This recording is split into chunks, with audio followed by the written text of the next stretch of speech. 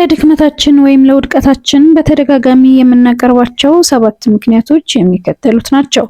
በሌሎች ማሳበብ፣ በእድል ማመንና በጣፋንታ መፍረድ፣ የራስን ስህተት ለማየት አለመሞከር፣ ጠንካራ ሰራተኞች እንደሆንን በማተት ምቀኞች እንደጠሉን መሞገት፣ ውድቀታችንን ለኢማናችን ጥበቃ ስንል የከፈልነው መስዋዕትነት እንደሆነ ማሰብ፣ አላህ በዱንያ ስኬታማ ሊያረገን እንዳልፈለገ በማሰብ መገደብ፣ የሀገርን ኋላ መቅረት እንደ ትልቅ የውድቀት ምንጭ አድርጎ ማቅረብ።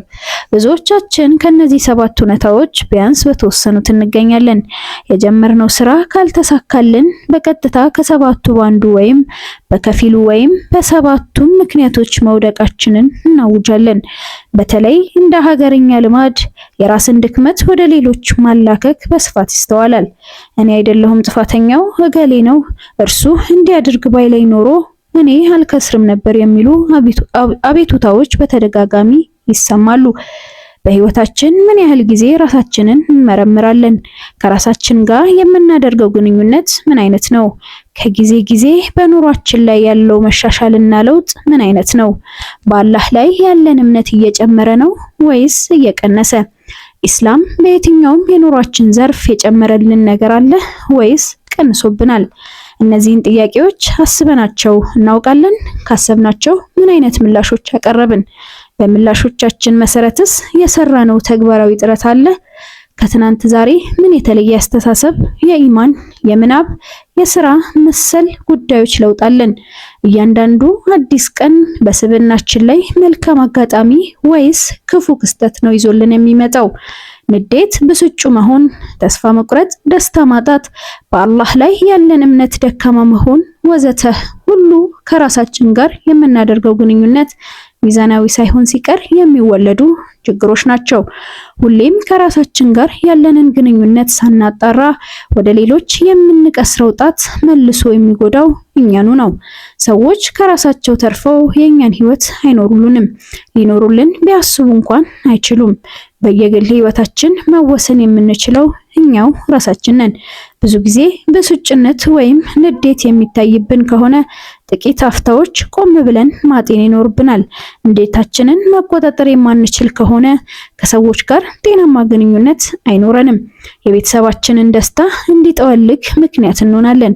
የግል ጤናችንም ጭምር በእጅጉ አደጋ ላይ ይወድቃል። ስለዚህ ነገሩን በቅጡ በማጥናት ከአንዳች በጎ ውሳኔ ላይ መድረስ አለብን። ንዴት ተፈጥሯዊ በመሆኑ ሙሉ በሙሉ ማስወገድ አይቻልም። ሁሉም የንዴት መልኮችም መጥፎ ናቸው ማለት አይቻልም። ለምሳሌ ነቢዩላህ ሙሳ አለይሂ ሰላም ህዝቦቹ ጥጃ አምላኪዎች በሆኑ ጊዜ እጅግ ተናደው እንደነበር አይዘነጋም። የአላህን ታላቅነት፣ ብቸኛ አምላክነት የሚረዳ ሙስሊም በእርግጥም እኩይ ምግባራትን ሲያይ ይናደዳል።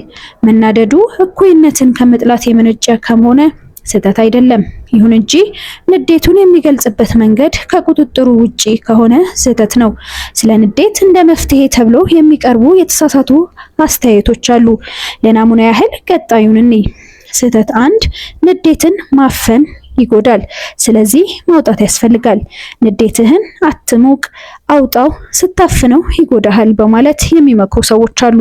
ሲናደዱም ራሳቸውን የሚመቱ፣ ዕቃ የሚሰብሩና ሌሎችን ከመዝለፍ እስከ መምታት ድረስ የሚደርሱ በርካታ ሰዎች አሉ።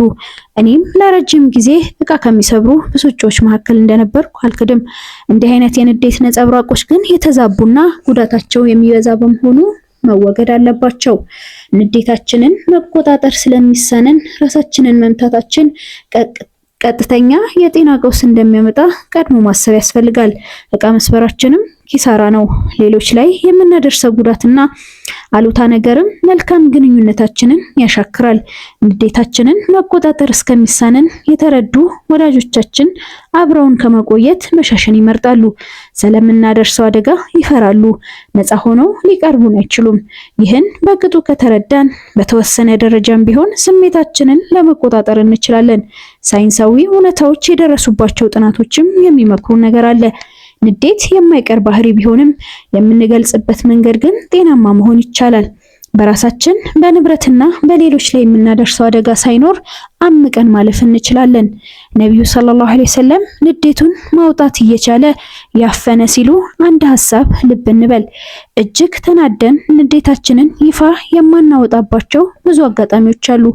የምናከብረው ወይም ስሜታችንን ልናንጸባርቅበት የምንፈራው ሰው ፊት ንዴታችንን ይፋ እናወጣም።